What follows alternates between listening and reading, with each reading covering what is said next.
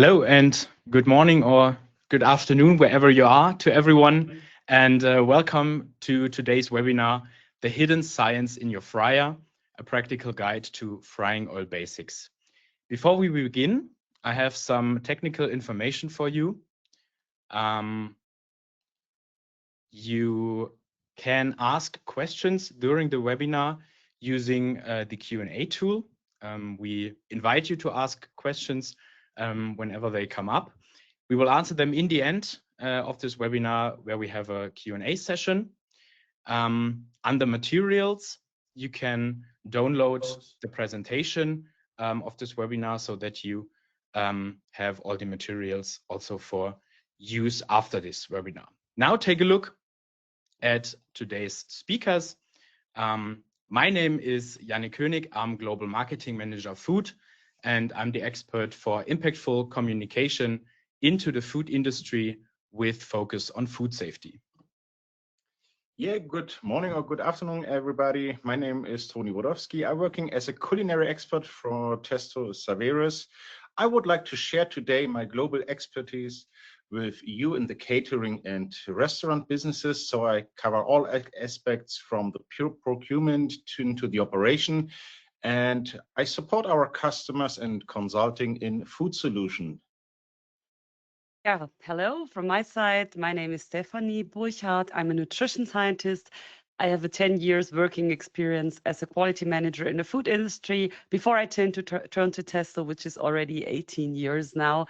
And so I was always working for Testo in the field of innovative food safety solutions, including the development of sensors for frying oil quality. So yeah, so I hand over to Yannick, who is our moderator today for the agenda. Let's take a look on today's agenda. Thank you so much. We will start with some really basic frying oil basics. Then we will take a look on the key facts about oil degradation. Then how to measure oil degradation. What is TPM as a value for oil degradation? And last but not least, we will have some best practices for measuring frying oil. And then I already mentioned that we will have the Q&A session. So as a short introduction, we have this picture, and the main question we are all asking ourselves is, how do you get the chips to turn out like that? So why do we deep fry at all? Why do we do this process with food? How does oil age? What effects does frying oil have on the product? What is TPM and how do we measure TPM? These are the main questions for today's webinar, and we want to answer them in the upcoming minutes. Before we start with the content, I have a short poll for you. We are now coming to the interactive part we have. And it's a really easy question, and I will open it up for you now. And the question is, are you already monitoring your frying oil quality in what way ever? We will see how the possibilities, different possibilities to measure or to indicate your frying oil qualities are. And you now have the possibility to give your answers to us. Are you already monitoring your frying oil quality?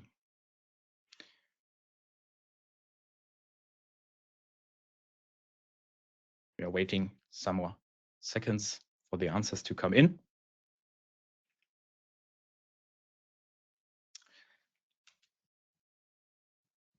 And I share the results with you now, and we see a big majority is already monitoring their frying oil. Yes, and thank you, Yannick, for the first poll, and thank you very much to all the participants who share their thoughts with us together. Well, today experience spreads very fast, both in directions positive and also negative.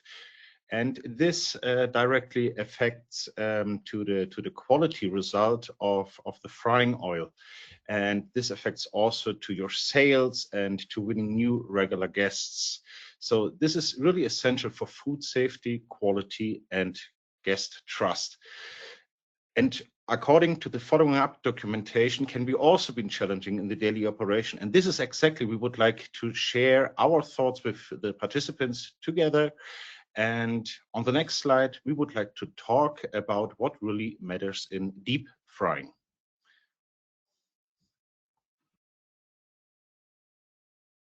So let's start with the efficiency.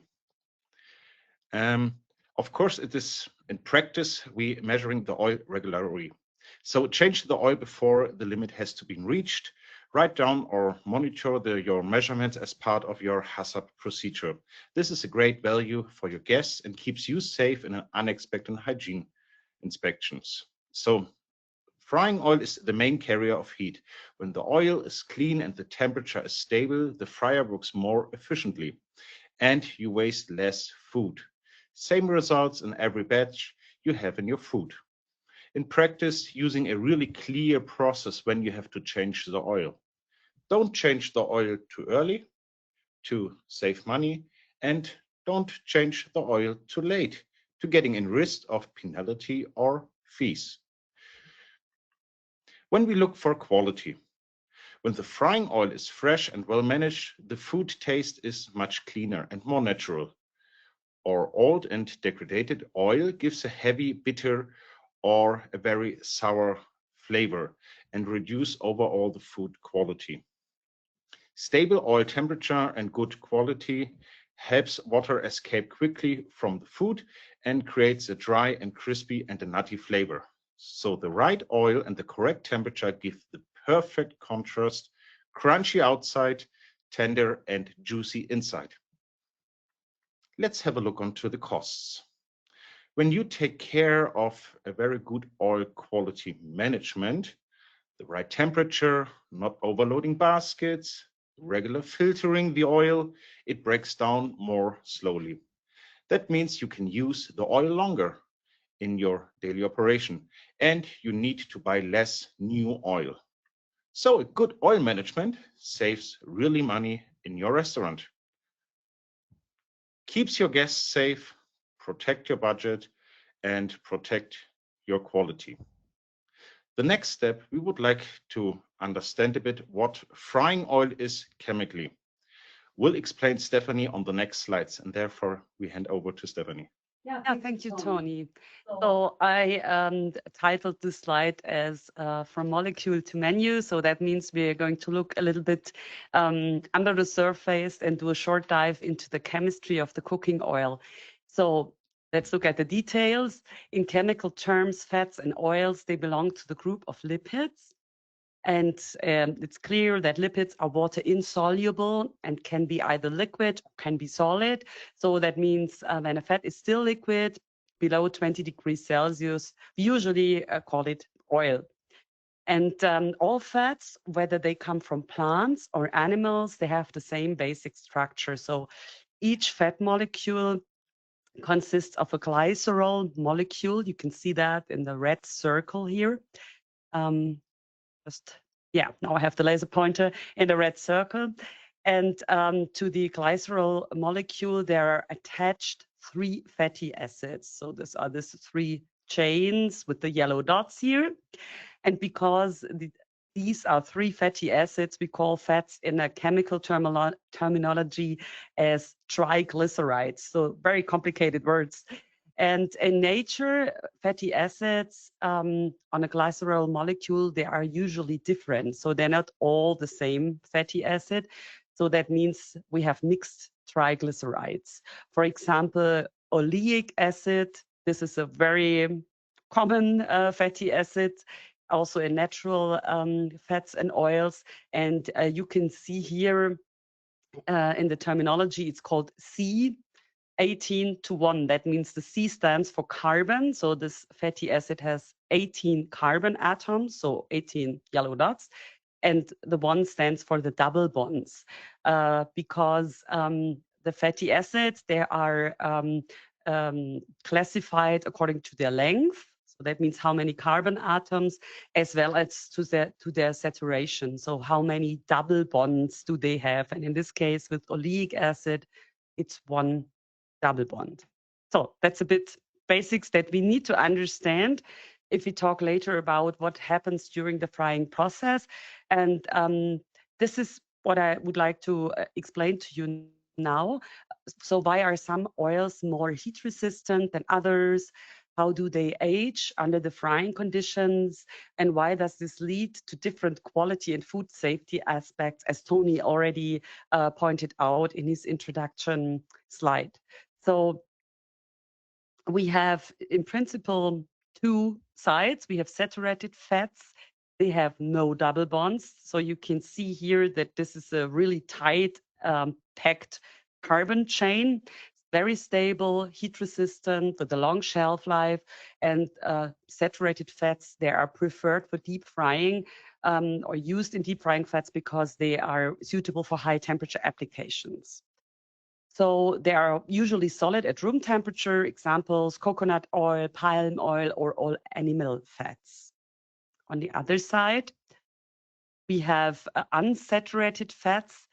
So they contain double bonds. So you can see that there are not such a tight structure in the carbon chain. They are more reactive because of this little breaks that are in the chain, and they're also less stable at high temperatures. So they degrade faster during the frying. And polyunsaturated fatty acids, they are nutritionally valuable and also partly essential for our nutrition. But they age more quickly in the fryer. So what does this mean in practice? This sounds all very complicated, I can imagine. So in practice, we need a good mix. That means we need a balance between saturated fats and unsaturated fats to have both frying stability as well as a nutritional profile that we want. And the main frying fats, they are therefore refined blends of rapeseed or sunflower oils, palm oil, soybean oil, and different blends. Okay, so to summarize this a little bit and to better understand in the key facts of the drivers for frying oil degradation, I would guide you through some points. So firstly, it is important to understand that hot oil is a really very uncomfortable condition. So there are several reactions happening at the same time. So it's mainly oxidation and hydrolysis. And as a consequence, also polymerization. That means we have little fractions that form long chains. That's the polymerization. And these reactions, they change the structure of the fatty acids and step by step, also the behavior of the oil in the fryer. So this is triggered primarily by oxygen, which comes from the air, by water, comes from the product that we fry, and for sure also the high temperature that we need for frying. And there are other further parameters that accelerate this process. These are traces from metal because fryers are made from metal, but it could be also detergents or residues like breading crumbs that are in the oil.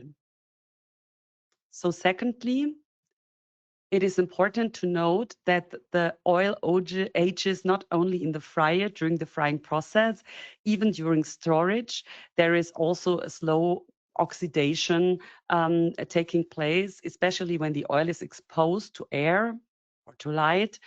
And so that means if time goes by and you store your oil too long, even if you don't use it, you already have an aging effect. Light is a very high accelerating parameter. So we can say that UV or sunlight, they really act like the turbo. And so if you store your oil in open fryers that are placed under strong lighting, this leads to a very fast breakdown of the oil.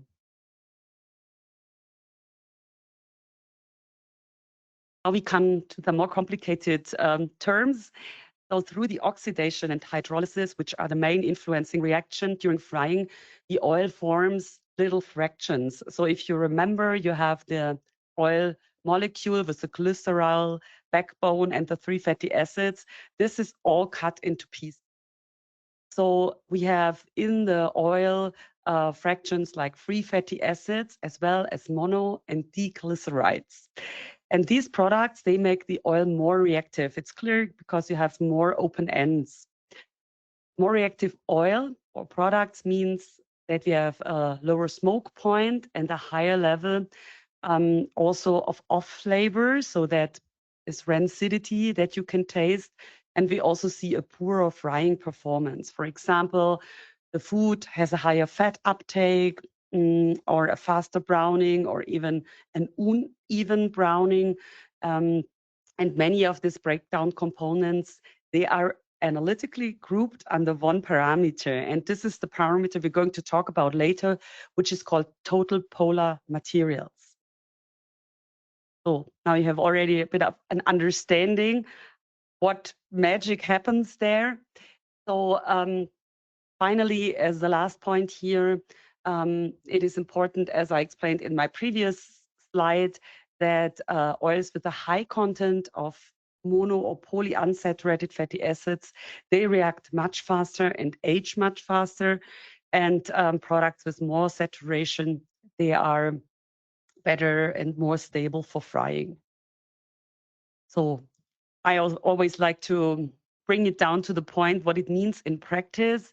It is not so complicated. That means we can protect oil quality if we minimize exposure of the oil to light.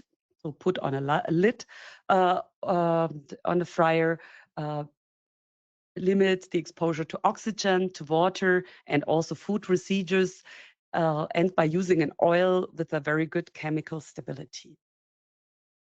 So this was a lot of chemistry, I know. And I would now go to the part where I would like to present to you indicators to measure the oil degradation. So there are traditional indicators of frying oil degradation, which you probably might heard of according to the poll, where we have seen that most of you already monitor your frying oil quality. So I have here 4 indicators which are very widely used. The most common one, I think, are the free fatty acids. They can be measured with this chromatographic strips that you can directly immerse into the oil. It's a very good parameter if you want to assess the aging of unused and unheated fat. So that means once the oil is in the real frying condition, this value of free fatty acids is fluctuating very much because the fatty acids, they are evaporated from the oil through the steam. So once you heat up the oil, it is not the ideal parameter to assess the oil quality. The color check is also very common, and we would always recommend to do also a visual control of the oil. And there are some tools available which work really easily, where you can compare your oil that you currently have in the fryer with oil schemes and see how dark your oil already is. It is important to keep in mind that the darkening of the oil is strongly influenced by the food that you fry. So, for example, breadening or products with a lot of protein and sugar, they lead to browning reactions. So, for example, when you fry donuts or onion rings, you could see this very clearly. And that means you can have a very dark oil that is still okay. And in other cases, you can have a light oil, which could be already strongly degraded. So color is no valid standalone indicator. It's good for a rough visual aid, but not as standalone.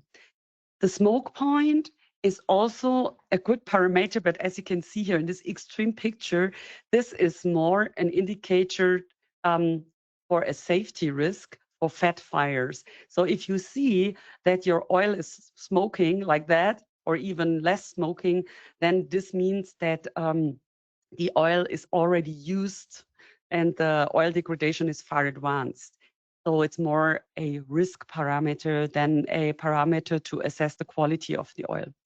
And finally, there are some laboratory parameters that are determined by titration, like acid value, iodine, or peroxide number. They are very useful to characterize oils in fresh oil, but they are not suitable as a primary indicator, and they're actually not useful to do this in the kitchen directly because you need a laboratory environment. So that means these parameters, they're all important and they can give hints, but for the practical fryer control, we need something which is more robust and more useful in this application in the kitchen. And this is why we would like to highlight in this webinar the total polar materials, as I just mentioned earlier, as the key indicator for frying oil quality. So why? Because we show this in this TPM temple. TPM diary reflects all the thermal oxidative degradation, and the thermal parameter is actually the differentiating parameter that happens during frying compared to a pure storage. So that means the total polar materials, they are like a sum of the main breakdown products. You have heard of some of them already, like the free fatty acids, the mono and diglycerides, and also oxidation products like aldehydes or ketones or others. So TPM actually covers what happens to the oil during the frying process. And beyond that, TPM is the most practical and reliable in-kitchen indicator for frying condition, because there are handheld instruments available where you can quick and easy perform a check, and you get a clear and objective information in a few seconds. That's why TPM is also the basis for legal limit values in many countries. So you are not only monitoring your product quality, you are also documenting that you are complying with legal regulation. And all the other parameters that we have discussed, like FFA, color, and so on, they are like supporting or laboratory parameters, and they can add information, but they should not replace the TPM measurement.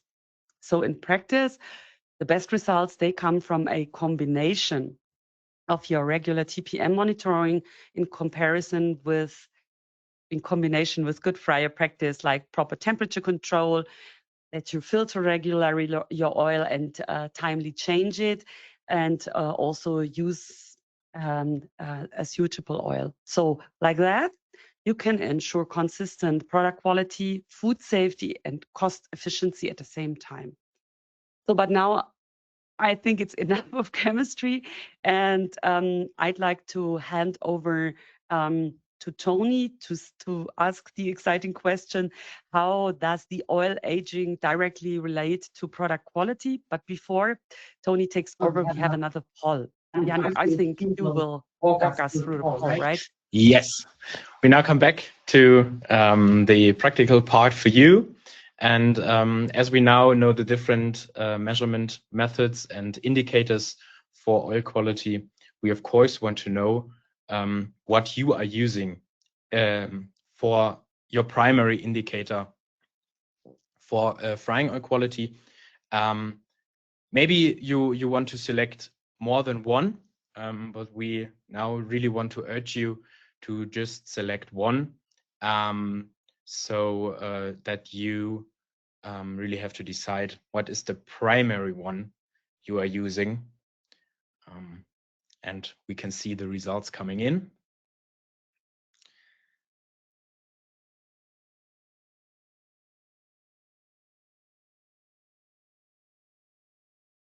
Give you some more seconds just to think about what you are doing in your business.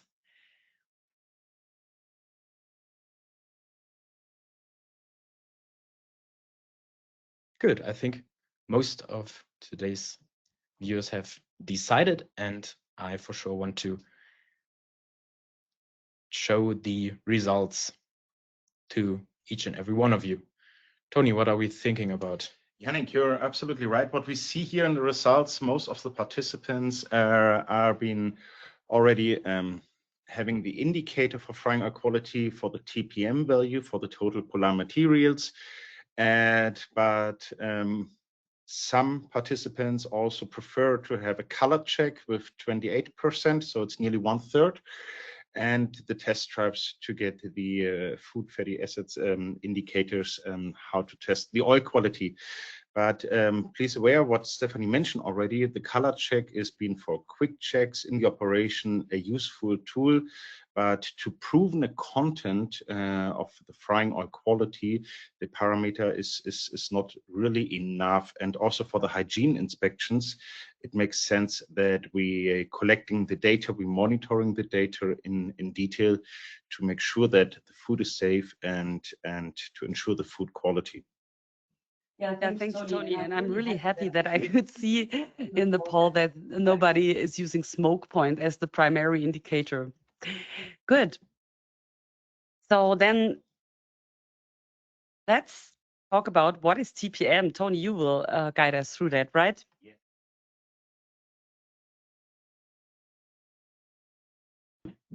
Sure, absolutely. So on the next slide, we would like to talk about the deep frying process. So what's happened really in detail when you're frying a product. So what we can see here on the graph, there is a little chicken wing animation. So on the right, you can see a visualization in the oil bath. It's a deep fryer. In the middle, we have the food core and the inside of the product. And what we can see here, the outside of the food breaks up and the water released into the oil. And on the top, you can see the water leaves the product and escapes towards as a steam, and the fryer smoked a bit, but from steam. But at the same time, the oil moves into the outer layer of the product from the bottom because the heat goes up from the oil and entire into the food core of the product. And that helps to create the texture and the taste. And what's happened afterwards on the surfaces, a browning takes place. This is called the Maillard reaction, which Stephanie mentioned already. And this is really important to understand. This creates the color and the roasty, nutty flavor. And Stephanie mentioned already in the previous slides, when you use onion rings, for example, or when you're frying donuts, you can see in regarding of the sugar which is into the product, the Maillard reaction coming more or less depends on the product. And all these product processes happens on the same time and strongly influenced by several factors, like, for example, the oxygens, what we can see here. So during the frying, the food gets very hot because of the high heat, and most microorganisms of the food will be killed or reduced. So the food process in the kitchen is very quick and easy to handle to frying the products. But the result of the cooking process is the percentage of the total polar material is being continuously changing in the oil, and that influence depends on the product what you're frying. But how the total polar materials value changing in the oil, I would like to introduce you now on the next slides to share a graph with you.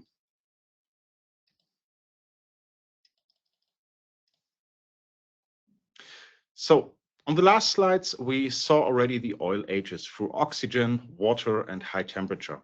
Now we look what's happened means in the practice using French fries, for example. What we see here on the x-axis on the bottom, this is the TPM value. So let's think about this is the oil aging time from the oil. What we see on the y-axis, this is the quality of the product. And therefore, we during the oil aging graphs, we can see an up and down. So the oil, when you change the oil fresh, it starts with a very low TPM, not by zero, but very low TPM. And during the oil aging, when you're frying the food, the curve's gonna go up. And on the other hand, gonna goes down and in terms of food quality. And also the TPM value is being raising during the processes. So the best thing is when we're looking onto the left side, this is the break-in or fresh phase. So that what means for the product? The product looks very pale, like the fries here in the picture, and we're missing the typical nutty flavor. We're missing the crunchy crosses and the really softy meat. On the other hand, on the right-hand side, when we're reaching the degrading and runaway phase, for example, we see the product gonna get burned and gonna go bitter and doesn't look very tasteful. So the idea is to getting the optimum phase. So this is a tunnel between 14 and 22% TPM, we said, and the main question is here really how we can reach this optimum phase and how we stay in this optimum phase. So there are several indicators to be in this optimum phase. You have the opportunity to fill up the oil, fresh oil, into the used one. We have operators who are able to filtering the oil, for example, or to changing only part-time of the oil to change it directly before the shift is being started. So the idea is how we can keep exactly in this optimum phase. So now we know this is a clear optimal range for the oil quality, and we should not leave it too early or too late. This is the big question when we are right now in this curve. On the next slides, Stephanie would like to showing the objectives on oil measurements. But first, Yannick will introduce you now into our last poll. Yes, thank you, Tony. One last time, some interaction. It's a kind of complicated question. Think about it shortly and then give your answer. Do you believe that changing the frying oil too early, so not using it efficiently, is a bigger issue in your business than using oil that is too old, which means that it's changed too late? So which one is it? Give yes if you think you're changing your frying oil too early, or give no if you don't think so or think that you're using oil that is too old. Maybe also you don't know. This is of course also an option you can give. And we can see the answers coming in. 20 more seconds for you.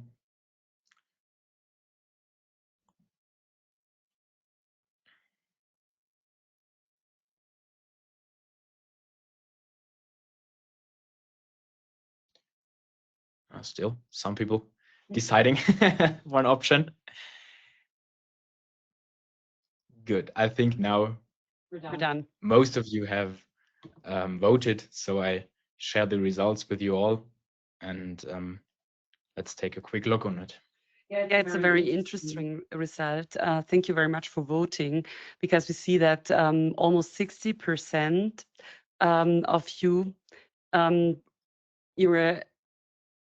are afraid of using the oil too long, so you change too early. And that's actually a very clear reaction. We observe this a lot, that people tend to change too early, and then we might have, as Tony just explained, not the best product because we're not in the optimum of our frying cycle, or we change too early and waste oil and then waste money because we could even use it longer. So we want to be on the safe side from a quality or compliance perspective.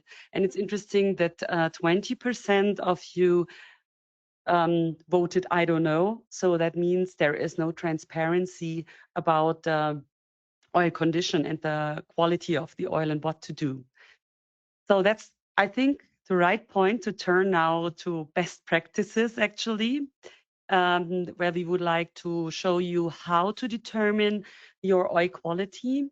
And there are actually two ways of TPM measurement.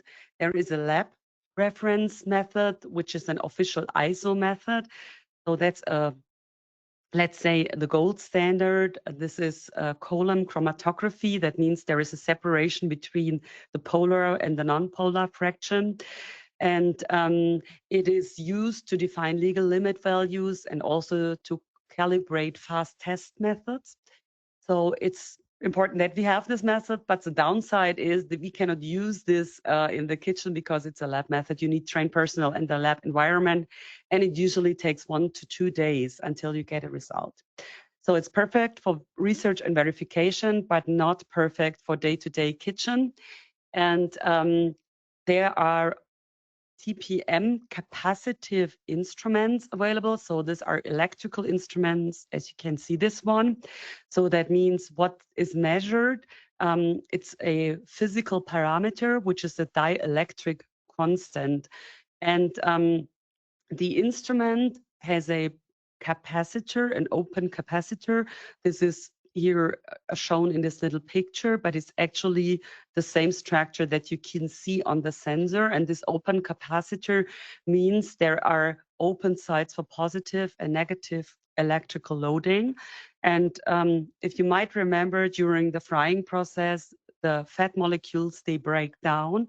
So they have these little fractions, and the open ends of the fractions, they also have positive and negative loading. So align accordingly to this little capacitor, and then change of polarity leads to change of capacity. And this value can then be transferred and related to total polar materials. So there's a lot of magic going on in the instrument, but what you see on the display is a number of TPM, and in addition, you also see the temperature value. And it's also important to note that this fast, quick measurement capacitive method directly correlates with the official method, with the verification method. So there's a proof correlation, and it's also a recommended and worldwide recognized method to do in kitchen day-to-day measurement. So now we have already seen TPM, how we can, that there is a possibility to use it in the kitchen. Now let's see how it exactly works. And here Tony is the perfect person to explain that. Thank you very much, Stephanie. Thank you for the great impact. So now for me, it's very important to show you and to all the participants here in the webinar how you can measure the TPM value, the total polar material, quick and easy in the kitchen in your operation. Therefore, we prepare a little video, and we switch on the multifunctional handle. So the devices will be connected with our Bluetooth control unit. And you can put the devices into the oil, and therefore the sensor detected the temperature of the oil on the one hand, and on the other hand, the TPM value. So we steering around the sensor like at the number of 8, and of course, be careful not touching the wall or any other metal things, and we have to remove the food before and the basket. So the fryer has to be really clear, and till the display is been ready to measuring the value, then we're getting the results. And this is really quick and easy. Within seconds, you get the perfect results of the TPM value, and this will be automatically documented already. So our solution is built for everyday's kitchen use, which is very important for me to give you an introduction on this. So it's very robust and easy to use, and of course it's fully food safety compliant. It covers all requirements, from just read value to the full documentation and data analysis. But let's have a look in detail. Let's start with level 1. So level 1, we have the opportunity that the T270 getting the TPM value, and the results has been showing on the display, and it will be with the brightness color of the traffic lights, which means green, yellow, and red. It's the same like the traffic lights on the road. So green is the perfect results of the TPM. The yellow one, you have something to do, depends on your process management, which has been in your handbooks and your operation. And the red display color shows that the TPM value is already been reached, and you have to change the oil or to filter the oil. When we look into level standard 2, there you have the opportunity, like the same procedure, you're measuring the TPM value, and according to data analysis, you have the opportunity that the results has been showing on your smarter devices, for example, on cell phone or like an iPad, for example. And there, which we can see here on the picture, you will get a graph exactly on the time and depends on the measuring. So there is an algorithm behind it, and they're showing exactly the oil aging rate, which time you're doing the measurements, and what are the TPM value has been. And for the documentation is quite easy. You can export the file via PDF for your documentation, or probably for later hygiene inspections. And now we're looking on level 3. Here we offer to our customer a fully data monitoring system. So the data analysis you will get on your dashboard, for example. And here the key point is you're getting a prediction curve from the oil. So that means you can see exactly in the past the oil aging, same like level 2, and of course for the future. And this is a really very cool feature, which I like it, because the prediction results has been showing, oh, by the way, when you're frying on the same level of frying, the oil has to be changed in 2 days and 17 hours, for example, and therefore I can exactly coordinate it and manage my procurement, for example, for delivering the new materials, the new fresh oil. I can coordinate my stuff in the rotor, and I coordinate exactly for my daily operation when I have to clean the fryer and have to change the oil. And of course, the same one for the hygiene inspections. We have a safe documentation, and you have also the opportunity to export the file via PDF or Excel.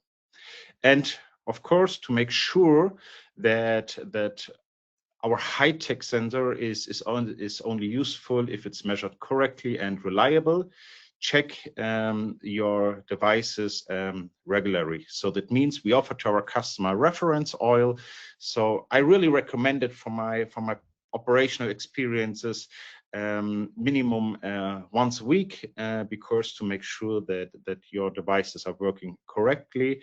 And of course, once a year, we recommend it to send your devices in the lab to get a professional calibration from time to time. So and to getting a certificate. So the key message from you is here: calibration is not a bureaucracy overhead. It's a basic of trustworthy measurements, and to make sure that your guests are being saved. When we're looking into the hygiene perspective, the sensor is designed to be easy and hygienic to clean, what we see here on the picture. So it's very smooth, it's a rubber surfaces, and we have no grease traps. High-tech sensor built for real kitchen environment. A sensor that adapts into your kitchen and support food safety, brand quality, and cost control at the same time. From a quick check of the oil to a structure, documentation, and data analysis, all in one system. Now we are nearly at the end of the webinar, and we would like to invite you to our Q&A session. And therefore, I hand over to my colleague, Yannick. Yes, Tony, Stephanie, thank you so much. I think there are very, very good insights and many information that is really useful. And we already received some questions actually, and we want to look into that. First, we have a very chemical question. I don't know if this is something we can answer with 100% certainty, but I would just give it to Stephanie. Maybe she can say something about it. what will happen if we fry in a closed system with oxygen replaced by nitrogen? That's really a very good question. This means that you lower the oxidative processes that has a direct impact actually on the lifetime of your oil, because oxidation is one of the most impactful reactions that we see during the frying process. So that means this will help to have a longer oil life. But keep in mind that it's not only oxidation, it's the hydrolysis that also takes place as a reaction. That means anytime we fry food, we insert water with the food into the oil, so we still have this effect.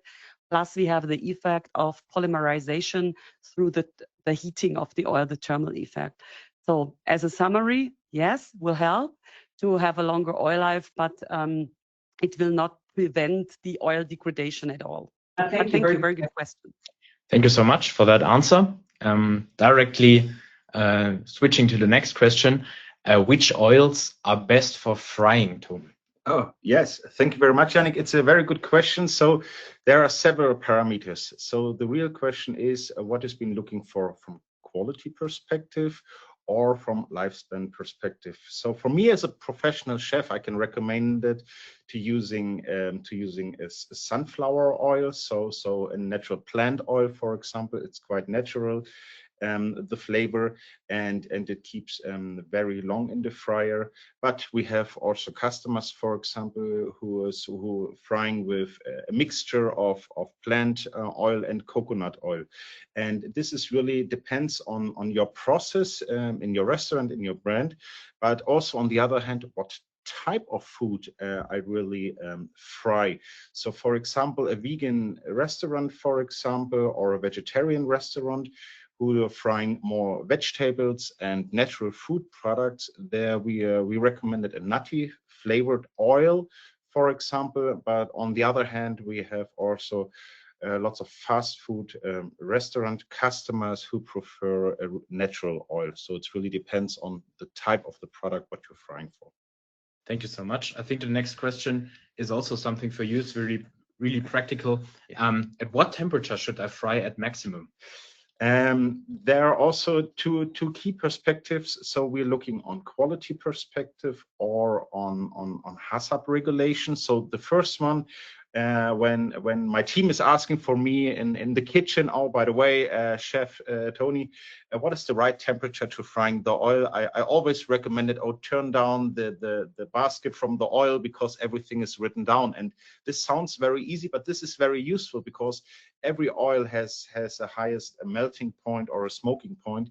And of course, in terms of the health and safety issues, not only for the staff, but also for the guest, to make sure that you're below of this temperature. So I recommend it, read exactly on the product specification of the oil, what is the maximum or the recommendation of the oil temperature. There is also the for example, fries and donuts, right? If you fry bakery products, you usually fry at lower temperatures compared to fries, which you fry at 170 degrees. Absolutely right, Stephanie, absolutely right. Good. Next question, also a practical one. How do I clean the measurement device correctly when I have to measure more than one oil? Yeah, maybe I can take that. That's also, I understand the question that you have several fryer pots and you want to measure one after the other. So if you measure in one fryer, you just take the measurement, the device out. And we recommend to just clean it under warm water because the sensor is robust. You can directly put water on it and the water will melt away, warm water will melt away the oil residues on the sensor, and you just take a tissue and dry it before you put it into the next fryer, because it should be dry before you put it into the hot oil. Otherwise you will have, this little bubbles coming up. So that's super easy. If you, at the end of the day, clean all your kitchen equipment, we recommend also to clean under hot water with a little bit of detergent, but nothing special, just the detergent that you're using in the kitchen. Thank you so much, Stephanie. Next question. There are a lot of questions coming in. I really like that. Thank you to all of you. I live in a country where there is no regulation for a legal limit of TPM. Is there any international regulation or standard that I can refer to? I guess this is a very good question. I would like to take over this. Of course, when we're looking for Germany, there is a TPM maximum value of 24%. Of course, many of the participants probably live in the country where you don't have a limit of the TPM value.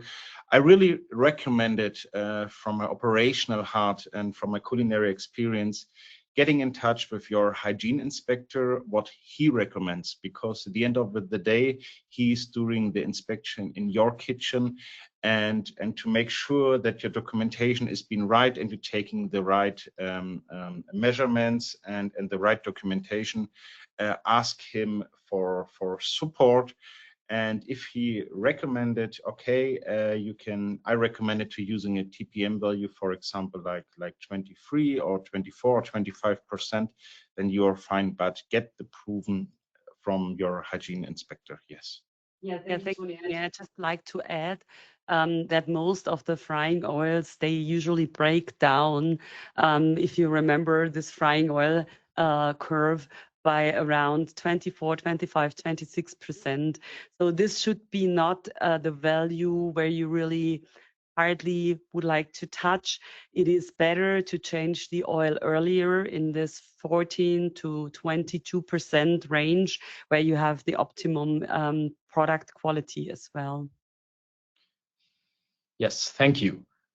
Next question is in German. I try to live translate. How is our position to the pulver? I guess we talking here about magnesol. Yes, when we're putting magnesol in the oil, and what is our opinion about the shelf life? And I guess Stephanie, you can. I can take that. Yes. This is like additional Zusatzstoff. I'm missing the additive. Thank you, Tony. I was just missing the English word. Yes, magnesol is an additive that is customers or operators, they use it to clean, purify the oil, because the magnesol or this powder will bind particles, so visual particles, but also invisible particles, chemicals. And so when you then filter the oil, you have a cleaner, a purer oil. So we see from our own studies that this helps to lower a little bit the TPM value, but it's not a big impact. And keep in mind always that you have all these several reactions and breakdowns that take place in the oil. So there will be a point where even if your oil looks light and looks good and maybe does not even smell or smoke, it already came down to the breakdown point, and you can see this in your products. The product's getting burned there. You have a too fast browning reaction. So yes, it helps to prolong the lifetime of your oil, but still it means you have to monitor the oil quality with TPM anyway. Thank you. Next question, again, a German one. Maybe we can translate this a bit better. Can I check the TPM value of the oil with every temperature the oil has? So if it's cold, if it's hot, can I always check the TPM value? You take that, Tony? Yes, sure, sure, of course. So the device is what we are showing here in the video on the last one, on the best practice. The device works from 40 degrees. So we need heat, that the microorganism and the double bones are being swimming and running in the oil to getting the right TPM value, and therefore we recommend it to heat up the fryer in the morning. So doing doing a check before your shift is being started, and we recommend it when you finish your shift or when you have a handover to the second shift or late shift to also doing a TPM measurement. Yes, but the oil has to be cold or something like this, because then our devices is not been working on this. So we need the entrance point to get the TPM value. It has to be 40 degrees. Yes. But you can also measure in oil at frying temperatures up to 200 degrees. You should not fry at 200, but you can also measure if the oil has 180 degrees. Very good. In Germany, do oil refining companies have to check for TPM before packaging the oil for selling? Do we know that? Well, this is a very good question. Ask your supplier, because you as a restaurant owner or restaurant manager, I don't know your position, because your right has to be to getting the product specification on every product what you're taking or what you're using in your restaurant. And ask your supplier and asking exactly this question, because this is very, very important to make sure that your guests are being safe, because you taking over, I don't want to say the risk, but the responsibility of the oil you taking over into your restaurant. And when this happens, you are responsible of the products, and ask your supplier. Yes, I really recommend it. It's also interesting to know the starting point, the starting TPM value for oil, because as it is a natural product, not all the oils have the same starting point, some at 3%, some at 7%. And it's interesting to know that, because this has an influence on the life cycle of the oil. Good. Thank you all very much. We have some more questions that came in. We are actually running out of time, so we would answer these questions afterwards. We will contact you and give you the answer to all of your questions. Thank you so much for this very good participation. I hope that the webinar was helpful for you and that you got some new insights. On Monday, this webinar will take place again on 4 p.m. Central European Time, if you're interested or want to recommend it. And furthermore, after the date on Monday, we will also send you a practical guide on frying oil that is even deeper than what we presented now in technical and chemical terms for you to use if you're interested. Thank you so much again for joining. You will also receive the recording of this webinar tomorrow, one day after this took place. So thank you again very much, and I wish you a pleasant day, a pleasant afternoon wherever you are. Thank you. Bye. Thank you. Bye-bye. Thank you.